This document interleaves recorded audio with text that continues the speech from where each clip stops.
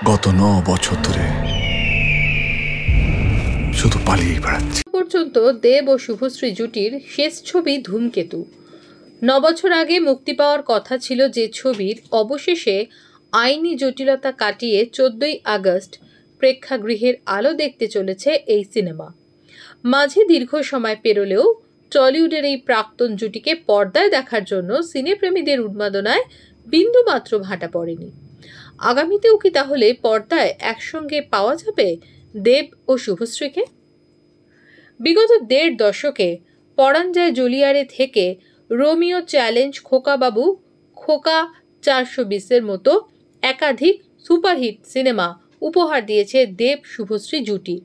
তবে ধূমকেতুতেই শেষবারের মতো পর্দায় রোম্যান্স করেছেন তারা। আর সেই সিনেমা নিয়ে দুই সুপারস্টার অনুরাগীদের উন্মাদনা তুঙ্গে। কারণ দেব শুভশ্রী যে একসময় প্রেমের সম্পর্কে ছিলেন সে কথা কারোর অজানা নয়। তবে পরবর্তীতে সেই সমীকরণ বদলে গেছে। স্বামী রাজ চক্রবর্তী এবং 2 সন্তান নিয়ে শুভশ্রী গঙ্গোপাধ্যায়ের সুখের ঘরকন্যা।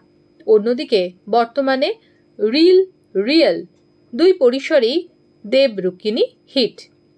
তবে গৃহপ্রবেশ মুক্তির প্রাক্কালে শুভশ্রী গঙ্গোপাধ্যায়কে শুভেচ্ছা জানিয়েছিলেন খোদ দেব। অনুরাগীদের আবদার মেনে ভবিষ্যতে কি দেব শুভশ্রী জুটিকে একসঙ্গে পাওয়া যাবে? দেব বললেন, দেখো সময়, আবার বলছি, আমরা পরস্পরকে শেষ 8-10 বছর দেখিনি। 1-2 অনুষ্ঠান বা একটা অ্যাওয়ার্ড শোতে দেখা হয়েছে, যেটাই আমি জানতামই না ওকে অ্যাওয়ার্ড দেব। এখানেই অবশ্য শেষ নয়। প্রাক্তনের ভরা সংসার দেখে বেজায় খুশি দেবও। কথাবার্তা হয় দুজনের? এ প্রসঙ্গে টলিউড সুপারস্টারদের মন্তব্য, কথাবার্তা হয় দুজনের? এই প্রসঙ্গে টলিউড সুপারস্টারের মন্তব্য, না বললেই চলে। আমরা একে অপরের প্রতি শ্রদ্ধাশীল। সোশ্যাল মিডিয়ায় দেখি ওর কাজগুলো নিয়ে চর্চা হয়। দারুণ কাজ করছে শুভশ্রী। ওর শেষ ছবিটা দারুণ চলেছে।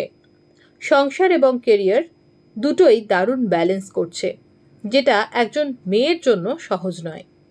ওর জন্য অনেক শুভেচ্ছা রইল। আরও উন্নতি করুক, শান্তিতে থাকুক, সেটা সবচেয়ে গুরুত্বপূর্ণ। নতুন করে ধূমকেতু দেখে শুভশ্রীর প্রশংসায় পঞ্চমুখ দেব।